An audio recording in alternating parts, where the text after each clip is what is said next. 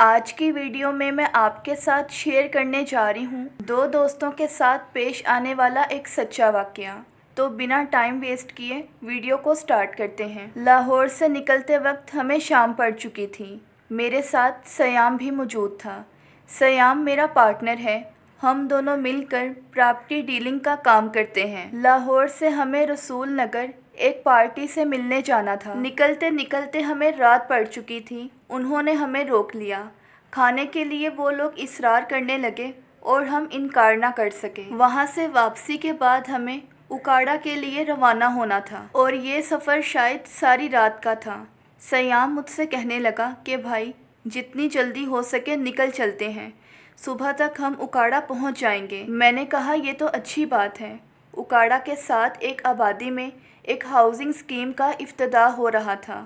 وہ لوگ ہماری جان پہچان والے تھے اور انہوں نے ہمیں وہاں پر انوائٹ کیا تھا، اس لیے ہمیں خاص طور پر وہاں پہنچنا تھا، اور اگر ہم وہاں نہ جاتے تو شاید ہمیں ان کے گلے شکوے سہنے پڑتے۔ خیر رسول نگر سے نکلتے وقت ہمیں رات پڑ چکی تھی۔ ہمارے میزبانوں نے ہماری خوب خاطر تواضع کی۔ سردیوں کے دن تھے، گاڑی میں ہیٹر آن تھا اور محمد رفیع صاحب کے اداس گانے چل رہے تھے۔ رات کافی سرد ہو چکی تھی۔ میں اور سیام بڑی خاموشی سے گانوں سے لطف اندوز ہوتے ہوئے سفر کر رہے تھے۔ گاؤں سے نکلتے ہی آگے ویران علاقہ شروع ہو جاتا ہے۔ ہم کوئی تقریباً 7.5-8 کلومیٹر گھنے جنگل کے بیچوں بیچ سفر کر چکے تھے۔ اچانک ہمیں اس سرد اور اندھیری رات میں سڑک کے کنارے دو لڑکیاں کھڑی نظر آئیں، جنہوں نے بہت زور و شور سے اپنے ہاتھ کے اشارے سے ہمیں رکنے کو کہا۔ یہ سڑک اتنی عام نہیں تھی، اس لیے رات کے وقت زیادہ ٹریفک کا سوال ہی پیدا نہیں ہوتا تھا۔ یہاں تو دن کے وقت بھی زیادہ ٹریفک نہیں گزرتی تھی، مخصوص گاؤں کے لوگ آتے جاتے یا کبھی کوئی ایک آدھی گاڑی نظر آ جاتی، لیکن رات کے وقت بامشکل اکا دکا کوئی ٹرک یا پھر کوئی گاڑی گزرتی نظر آتی۔ ایک لمحے کے لیے تو ہم گھبرا گئے کہ اس راستے پر دو لڑکیوں کا یوں اچانک ہماری گاڑی کو روکنا سمجھ سے باہر تھا۔ آخر اس سرد اور ویران رات میں سڑک پر یہ دو لڑکیاں تنہا کون ہیں؟ سیام مجھے کہنے لگا، زین بھائی گاڑی مت روکنا۔ میں نے سوچا شاید کہ لڑکیاں پریشانی کی حالت میں گھر سے نکلی ہیں، مجبور ہیں، اور اس سڑک پر تو کوئی ٹریفک بھی نظر نہیں آتی، شاید انہیں کوئی مدد کی ضرورت ہے۔ اس سے پہلے کہ سیام مجھے اور کچھ کہتا، میرے قدم خود بخود گاڑی کی بریک پر پڑ گئے۔ گاڑی ان سے چند قدم دور جا کر رک گئی۔ ان میں سے ایک لڑکی میرے پاس دوڑتی ہوئی آئی اور کہنے لگی، بھائی صاحب خدا کے لیے ہماری مدد کریں۔ اس سے پہلے کہ میں اس لڑکی سے کچھ پوچھتا وہ بیچاری رونے لگی۔ ابھی میں ساری بات آپ کو بتاؤں گی، بس اس وقت آپ خدا کے لیے ہمیں یہاں سے لے کر نکل چلیے۔ جیسے ہی اس لڑکی نے یہ بات مجھے کہی، میں نے فوراً پچھلے دروازے کا لاک کھولا اور انہیں گاڑی میں بیٹھنے کا اشارہ کیا۔ فٹافٹ سے یہ دونوں لڑکیاں میری گاڑی میں آ کر بیٹھ گئیں۔ گاڑی میں بیٹھتے ہی وہی پہلے والی لڑکی بولی، خدا کے لیے بھائی صاحب ہمیں فوراً یہاں سے لے چلیے۔ میں نے گاڑی آگے بڑھا دی اور میں گاڑی کافی تیز رفتار سے چلانے لگا، مگر اس کے باوجود وہ لڑکی مجھے بار بار وہاں سے نکلنے کو کہہ رہی تھی۔ مجھے مجبوراً گاڑی کی رفتار بہت تیز کرنی پڑی۔ پہلی بات تو یہ تھی کہ میرا دماغ تو ویسے ہی بدحواس ہو گیا تھا۔ آگے ایک چھوٹے سے راستے پر سڑک دونوں طرف جا رہی تھی۔ مجھے کچھ سمجھ نہیں آ رہا تھا کہ اب کس طرف کو مڑنا ہے، حالانکہ ایسا نہیں تھا کہ سڑک پر کوئی سائن بورڈ وغیرہ نہ لگا ہو۔ سڑک پر باقاعدہ سائن بورڈ لگا تھا جس پر اشارہ تھا کہ ہمیں کس طرف کو جانا ہے۔ مجھے پھر بھی سمجھ نہیں آئی اور میں نے گاڑی سیدھی طرف کو بڑھا دی۔ سیام بھی حیرانگی سے میری طرف دیکھنے لگا۔ میں نے جیسے ہی گاڑی اس راستے پر ڈالی تو لڑکی بولی، جی ہاں یہ راستہ بالکل ٹھیک ہے۔ اب راستہ تھا کہ ختم ہونے کا نام ہی نہیں لے رہا تھا۔ کہیں کہیں بہت کم درخت تھے اور کہیں بہت زیادہ تھے۔ کافی دور پہنچے تو پھر میں نے پوچھا، محترمہ آپ دونوں کون ہیں، اور کیا میں آپ سے پوچھ سکتا ہوں کہ رات کے اس وقت آپ دونوں اتنی ڈری ہوئی اور خوف زدہ آخر کہاں سے بھاگ کر آئی ہیں آپ، اور کس سے ڈر کے بھاگ کر آپ نے ہم سے آ کر مدد مانگی۔ لڑکی گھبرائے ہوئے لہجے میں بولی، سب سے پہلے تو میں آپ کا شکریہ ادا کرتی ہوں کہ آپ نے اس ویران سڑک پر ہماری مدد کی۔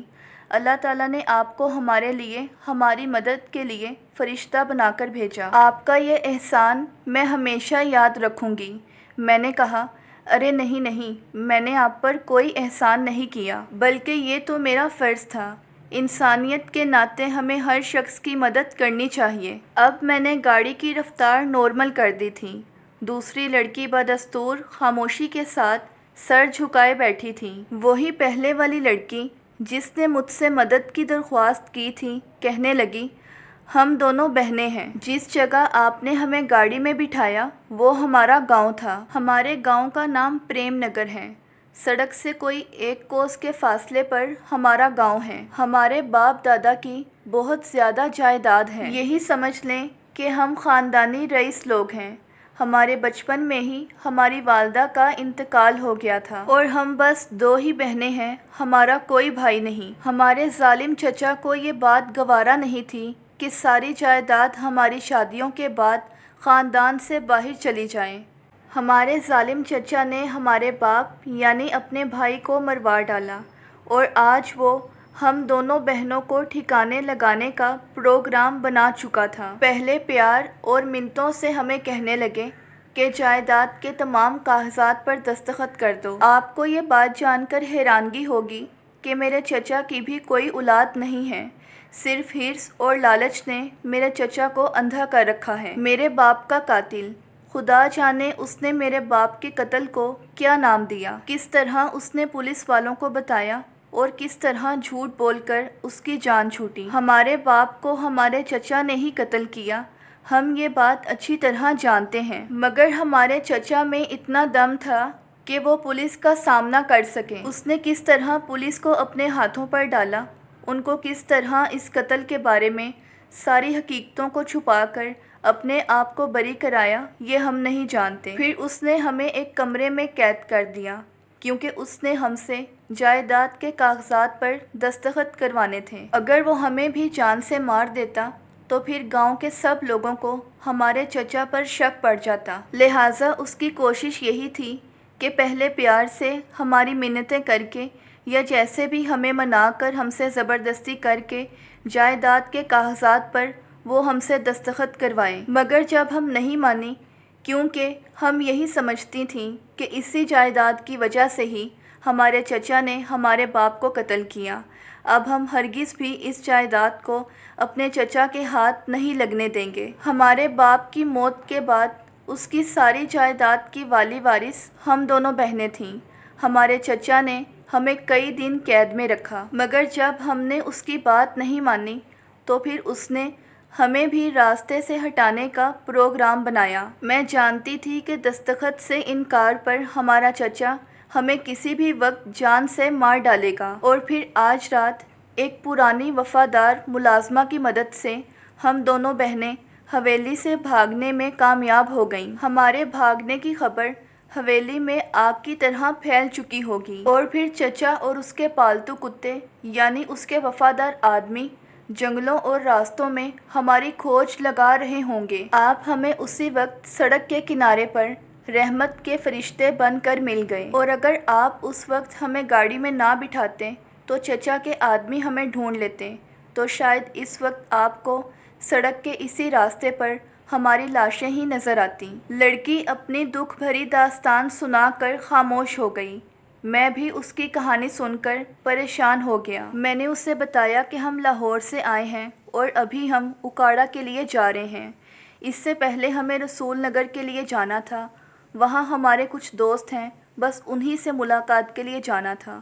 وہاں ہمیں کھانے کے لیے دیر ہو گئی اور پھر وہاں سے نکلتے نکلتے ہمیں رات پڑ گئی۔ جنگل کا سلسلہ ابھی ختم نہیں ہوا تھا۔ گاڑی کافی دیر تک چلتی رہی، مگر جنگل تھا کہ ختم ہونے کا نام ہی نہیں لے رہا تھا۔ کافی دور جنگل کے عین بیچوں بیچ ایک قبرستان تھا۔ وہ قبرستان دیکھ کر مجھے بڑی حیرت ہوئی۔ لڑکی نے مجھے وہیں گاڑی روکنے کا کہا تو میں نے بڑی حیرت سے اسے دیکھتے ہوئے گاڑی وہیں روک دی۔ میں نے کہا، ارے آپ اتنے ویرانے میں کہاں جائیں گی؟ کہنے لگی، بس آپ ہمیں یہیں اسی قبرستان کے پاس اتار دیں۔ اس قبرستان سے کچھ ہی فاصلے پر ایک گاؤں ہے۔ اس گاؤں میں ہماری ایک خالہ رہتی ہیں۔ خالہ کے گھر جب ہم پہنچ گئیں تو وہاں ہم محفوظ ہیں، کیونکہ وہاں ہمیں ہمارا چچا نہیں ڈھونڈ سکتا، اور اگر ڈھونڈ بھی لے تو وہ ہمارا کوئی نقصان نہیں کر سکتا۔ میں نے گاڑی کا شیشہ نیچے اتار کر حیرانگی سے ادھر ادھر دیکھتے ہوئے کہا، لڑکی، یہ تو بہت خوفناک جگہ ہے۔ مجھے تو یہاں کوئی گاؤں دکھائی نہیں دے رہا۔ اگر کوئی سیدھا راستہ ہے تو مجھے بتاؤ، میں گاڑی پر تم دونوں کو چھوڑ آتا ہوں۔ مجھے نہ جانے کیوں ان دونوں بہنوں سے ہمدردی ہو رہی تھی۔ وہ لڑکی کہنے لگی، نہیں، خالہ کا گاؤں یہاں سے کچھ دور ہے، پگڈنڈی کا راستہ ہے، آپ کی گاڑی وہاں نہیں جا سکتی، ہمیں خالہ کے گھر پیدل ہی جانا ہوگا۔ اور ہاں، وہ دراصل آپ سے ایک درخواست ہے۔ میں نے حیرت سے کہا، جی ہاں، کہیے۔ کہنے لگی، ہمارے پاس گہنے اور زیورات ہیں اور راستہ ابھی دور ہے، راستے میں کوئی چور ہم سے یہ زیورات نہ کھینچ لے۔ ہم آپ سے گزارش کرتی ہیں کہ آپ ہم سے یہ ہمارے گہنے اور زیورات اپنے ساتھ لے جائیں۔ آپ ایسا کریے، اپنا پتہ مجھے دے دیجیے، میں موقع پا کر آپ کے پاس لاہور آؤں گی اور اپنے گہنے اور زیورات لے لوں گی۔ میں نے اس کی بات سن کر اسے حیرت سے جواب دیا، ارے ہم تو اجنبی ہیں، آپ ہم پر اتنا اعتبار کیسے کر سکتی ہیں؟ وہ لڑکی بولی، جو احسان آپ نے ہم پر کیا ہے اس کے مقابلے میں تو آپ پر اعتبار کرنا بہت معمولی سی بات ہے۔ اور آپ میری بات کا یقین کریں، یہ جو راستہ میری خالہ کے گھر کو جاتا ہے، یہاں پر 100% چور اچکے ضرور ہوں گے۔ ہم اپنے خاندانی گہنوں اور زیورات سے محروم نہیں ہونا چاہتی، آپ مہربانی کر کے ہم پر یہ احسان کر دیجیے۔ میں نے گھبرا کر سیام کی طرف دیکھا، جو سارے سفر کے دوران خاموشی کے ساتھ میری اور اس لڑکی کی گفتگو سن رہا تھا۔ میں نے کہا، سیام بھائی، آپ کیا کہتے ہیں؟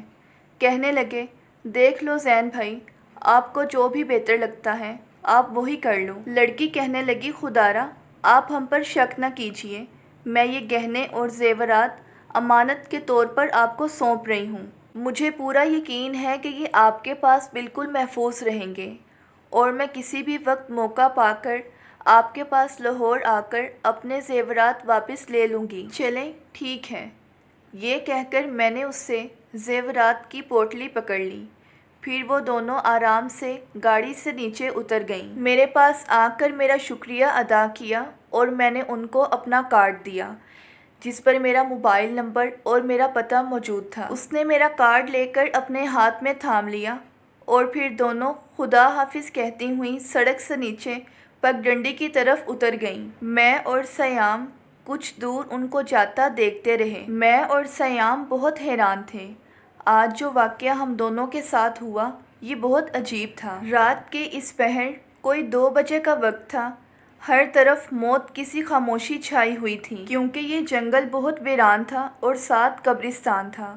گاڑی میں بیٹھے ہوئے بھی ہم دونوں کو خوف آ رہا تھا، مگر وہ دونوں لڑکیاں بے خوف ہو کر پگڈنڈی سے اتر کر چلی جا رہی تھیں۔ کچھ دور ہمیں جاتی نظر آئیں اور پھر غائب ہو گئیں۔ وہ ایسے جا رہی تھیں جیسے ان کے پیچھے موت لگی ہو۔ اس وقت رات کے اس سناٹے میں قبرستان سے گزرنا کوئی عام بات نہیں۔ بڑے بڑے دل گردے والے گھبرا جاتے ہیں۔ سیام کہنے لگا، زین بھائی، میں تو ڈر گیا ہوں، یہ ویران جنگل اور یہ راستے بہت عجیب و غریب ہیں، اور ان لڑکیوں کی داستان تو مجھے بہت عجیب سی لگی ہے۔ خدا کے لیے یہاں سے نکل چلو۔ سیام کی بات سن کر تو جیسے مجھے اچانک سے ہوش آ گیا۔ میں نے فوراً گاڑی آگے بڑھا دی۔ ہم کافی دور تک چلتے رہے۔ میرے دل میں تھا کہ شاید کوئی جگہ مل جائے، کوئی راستہ مل جائے، تاکہ ہم نیشنل ہائی وے پر لنک روڈ سے مل جائیں، لیکن یہ جنگل تھا کہ ختم ہونے کا نام ہی نہیں لے رہا تھا، اور نہ ہی یہاں کوئی سائن بورڈ نظر آ رہا تھا۔ اچانک ایک جگہ پر پہنچ کر سڑک ختم ہو گئی اور آگے کچا راستہ شروع ہو گیا۔ میں اور سیام دونوں ایک دوسرے کا منہ دیکھنے لگے۔ زین بھائی، اب کیا کریں؟ آگے تو راستہ ہی ختم ہو گیا، کچی سڑک ہے، اس کا مطلب ہے کہ آگے یہ راستہ کسی طرف نہیں جا رہا۔ شہر کو جانے والی سڑک اب کیسے ملے گی؟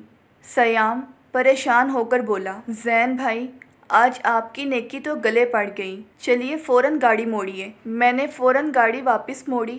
رات کافی بیت چکی تھی، لیکن ابھی تک سمجھ نہیں آ رہا تھا کہ نیشنل ہائی وے پر کہاں سے ملیں گے۔ واپسی پر راستے میں وہی قبرستان نظر آیا، مگر میں نے وہاں گاڑی نہیں روکی۔ سیام بار بار کہہ رہا تھا کہ جلد سے جلد یہاں سے نکلیں، مگر حیرت کی بات تو یہ تھی کہ اتنی دیر سفر کرنے کے بعد بھی ہم اس جگہ پر نہیں پہنچے جس جگہ پر ہم نے ان لڑکیوں کو لفٹ دی تھی۔ ایک جگہ پر آ کر میں نے گاڑی روک دی۔ اتنی سردی کے باوجود مجھے خوف سے پسینہ آنے لگا۔ سیام کہنے لگا، زین بھائی مجھے لگتا ہے کہ ہم راستہ بھول چکے ہیں۔ کچھ سمجھ نہیں آ رہی تھی کہ کس طرف جانا ہے، اور میں پیٹرول کی سوئی دیکھ کر مزید پریشان ہو گیا۔ یہاں پر ہم اتنا سفر کر چکے تھے کہ گاڑی میں پیٹرول بہت کم رہ گیا تھا، اور میں ویسے بھی اس طرف سے تھوڑا لاپرواہ ہو کر چلا رہا تھا۔ سیام کہنے لگا، زین بھائی اللہ کا نام لے کر گاڑی آگے بڑھائیں، امید ہے کوئی نہ کوئی راستہ ضرور مل جائے گا۔ گھڑی کی سوئی اس وقت 3:45 بجا رہی تھی۔ رات کا سماں آہستہ آہستہ ختم ہونے کو تھا۔ گاڑی کچھ دیر چلتی رہی۔ میں پریشان ہو کر ادھر ادھر دیکھ رہا تھا کہ شاید کوئی لنک روڈ کہیں سے مل جائے تاکہ آگے نکلنے کی کوئی صورت نظر آئے، مگر ہمیں جنگل سے باہر جانے کا کوئی راستہ نہ مل سکا۔ سفر کرتے کرتے صبح کا اجالا پھیلنے لگا۔ پھر اچانک دور مجھے ایک گاؤں نظر آیا۔ مجھے اچھی طرح یاد تھا کہ رات کے سارے سفر کے دوران ہمیں ان سڑکوں پر کوئی بھی گاؤں یا کوئی ایسی جگہ نظر نہیں آئی جہاں کوئی آبادی ہو۔ میں نے گاڑی اس طرف بڑھا دی۔ پاس پہنچے تو ایک آدمی نظر آیا۔ ہم دونوں فوراً گاڑی سے نیچے اترے۔ وہ آدمی سڑک پر چلا جا رہا تھا۔ وہ ہمیں دیکھ کر بہت حیران ہوا۔ میں نے پوچھا، بھائی صاحب، لاہور یا کراچی جانے کے لیے نیشنل ہائی وے کو لنک روڈ کہاں سے ملے گی؟ آدمی نے آگے کی طرف اشارہ کیا۔ یہاں سے آپ 3 کلومیٹر آگے جائیں، وہاں سے بائیں طرف آپ کو ایک سڑک ملے گی، وہی سیدھی نیشنل ہائی وے تک جاتی ہے۔ مگر آپ لوگوں کو تو پہلے میں نے یہاں کبھی نہیں دیکھا، آپ لوگ کون ہیں اور کہاں سے آئے ہیں؟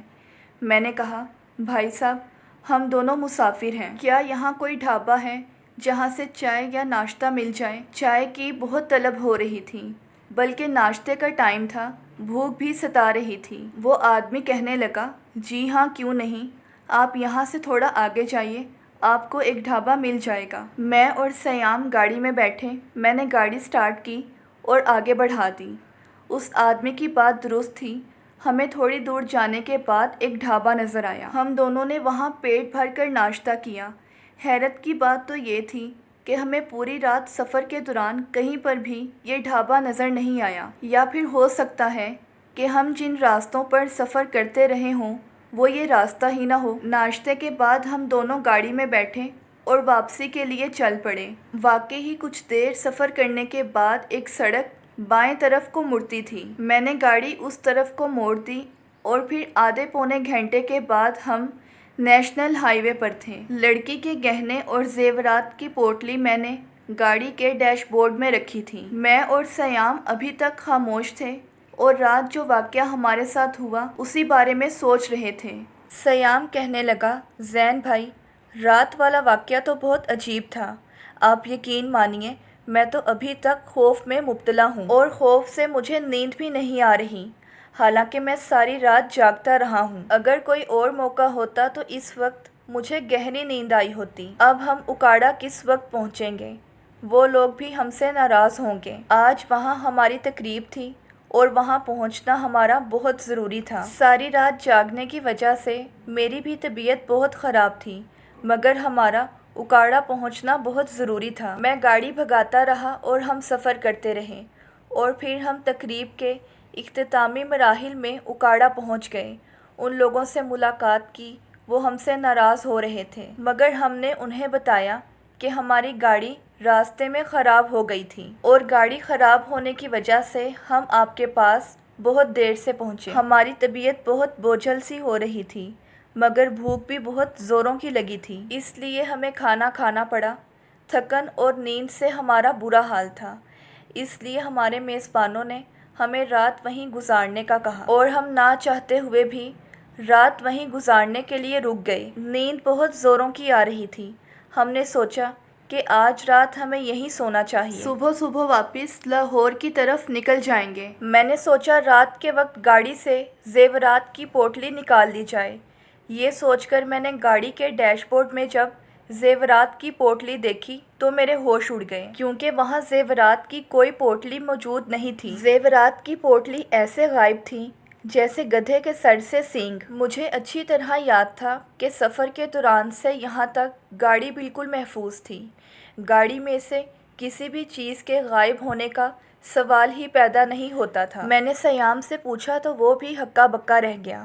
کہنے لگا، زین بھائی، گاڑی میں تو وہ پوٹلی بالکل محفوظ تھی، گاڑی میں سے کسی چیز کا غائب ہونا کیسے ممکن ہے؟ میں نے گاڑی کو چھان مارا، اگلی سیٹیں، پچھلی سیٹیں، مگر مجھے اپنی گاڑی سے زیورات کی وہ پوٹلی نہ ملی۔ زیورات تو میں نے گاڑی کے ڈیش بورڈ میں ہی رکھے تھے، پھر وہ آگے پیچھے کیسے ہو سکتے تھے؟ مگر پھر بھی پریشانی کے عالم میں ڈھونڈتے رہے، کیونکہ وہ زیورات کسی کی امانت تھی۔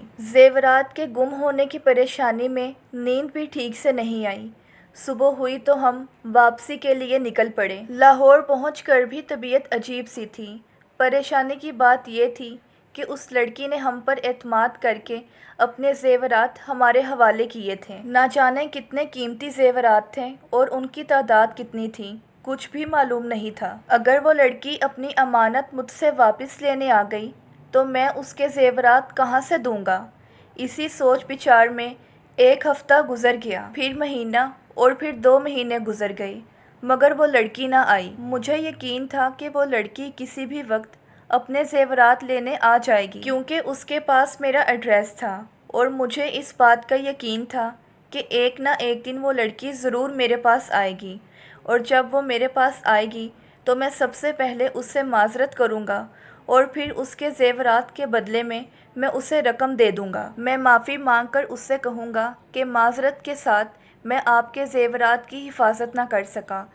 ہر وقت میرے دل میں ایک دھڑکا سا لگا رہتا، خواہ مخواہ میں اتنا بڑا نقصان ہو گیا، کاش میں اتنی بڑی ذمہ داری ہی نہ لیتا، مگر مرتا کیا نہ کرتا، آخر اس کی امانت بھی تو لٹانی تھی۔ اب اس بات کو کئی مہینے گزر گئے، مگر وہ لڑکی اپنی امانت یعنی اپنے گہنے لینے نہ آئی۔ بس اتفاق سے ایک مرتبہ پھر میرا رسول نگر جانا ہوا، انہی دوستوں سے ملاقات ہوئی، پھر باتوں باتوں میں نے آخری ملاقات کا ذکر کیا۔ پھر میں نے انہیں بتایا کہ یہاں سے جانے کے بعد ہمارے ساتھ کیا واقعہ پیش آیا۔ 2 لڑکیاں ہمیں راستے میں ملیں، اور پھر میں نے سارا قصہ اپنے دوست ریحان کو سنایا۔ ریحان میری بات سن کر اچھل پڑا، کہنے لگا، ارے یار، تمہارے ساتھ یہ واقعہ کس جگہ پیش آیا؟ میں نے ساری بات انہیں تفصیل سے بتائی، پھر وہ چند لمحے مجھے حیرت سے دیکھتے رہے۔ میں نے اپنے دوستوں کو بتایا کہ کس طرح رات کے سناٹے میں 2 لڑکیوں نے